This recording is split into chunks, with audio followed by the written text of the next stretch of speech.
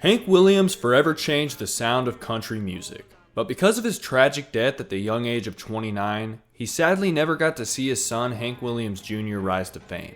But there's no doubt that if he did, he'd be very proud. That's because Hank Jr. didn't just follow in his father's footsteps. He honored him every step of the way. Many of Hank Jr.'s songs, performances, and stage names, like Bocephus, My name is Bocephus and I'm a son of a gun, are a nod to his father, Hank Williams. Hank Jr. even features recordings of his dad in his music as a way of connecting with him. Hank Jr.'s music video here is a song that his dad never quite finished called Tear in My Beer. It uses advanced audio and video techniques to create an emotional posthumous duet with his father, showcasing what they could have sounded like together if only Hank Williams lived a bit longer. And Hank Jr. has even refused to seek membership in the Grand Ole Opry despite playing there before. This is because the Opry revoked his father's membership just before he passed away. To Hank Jr., honoring his dad's legacy means standing by him, even after death. When Hank Jr. appeared on national TV for the first time during a 1963 episode of the Ed Sullivan Show, he didn't just play his own songs. He honored his dad by performing Hank Williams classics for the world to hear. Yet your love parade each thing I do. It's just some evil scheme. A young, clean-shaven boy played passionately, keeping the Williams name alive. Hank Jr. was just 4 years old when he lost his father, and his memories of those early years were faint. Just flashes of a voice on the radio, his father spending time with him at home, and the nickname his father gave him. The nickname Bocephus was the name of Opry comedian Rod Brasfield's ventriloquist dummy, a little joke Hank Williams used to make his son laugh. He would say his son's so handsome that he looked like a doll, although this guy looks a little more creepy than cute.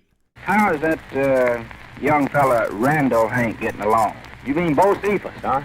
Bocephus, is that what he is? Yeah, I got to calling him that when he was first born, and I thought he got to where he won't answer nothing else. Fortunately, both father and son are now inducted in the Country Music Hall of Fame. Hank Sr. was inducted posthumously, and Hank Jr. joined him in 2021. That would make Hank Williams proud, but he would also be proud of how Hank Jr. has pushed through hardship to achieve his fame.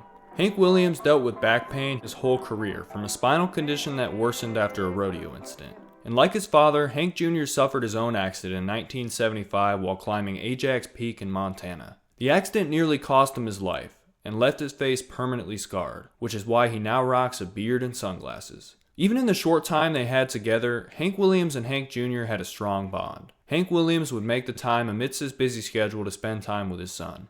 And while Hank Jr. and his family mourned the tragic loss, other country artists of Hank Williams' time like Johnny Cash and Jimmy Davis visited the family and helped develop Hank Jr. into the star he is today.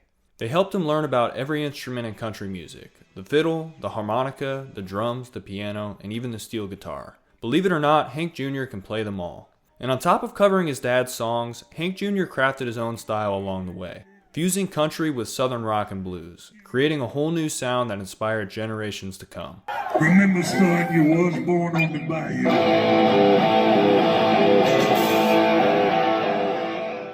Today, Hank Williams Jr. has carried his father's dream further than Hank Williams ever could have imagined. Over 60 years of good music and countless hits. If Hank Williams were looking down today, there's no doubt in the world he'd be very proud of what his son has become. There's a tear in my beer.